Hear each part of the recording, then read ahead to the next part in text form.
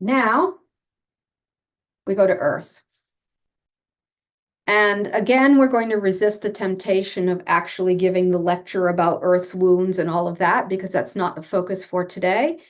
But a lot of the main archetypal wounds of Earth have to do with abandonment, as you see in the cards. And that is one of the main archetypes you're working through right now. Okay, so now we're going to go to card number 53 here. It's an Earth card, and it is the card called Belief Systems. We see this card as one of the most important cards in the deck because it's representing the nexus point. If you were to look at, what you call the bell curve, belief systems is the lowest part of the curve before you start coming up, meaning that it represents the turning point, but it also represents the obstacle. What we mean by this is that when humanity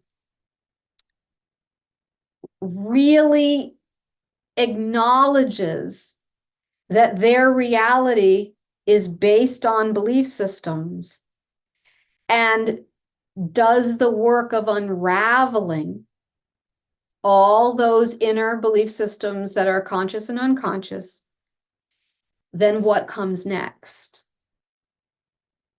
Card 54, the exact middle point of the deck.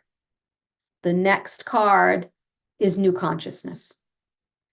So this nexus point of card 53 to card 54 is one of the most important points in the card deck right now, because it represents where humanity is right now in this flow.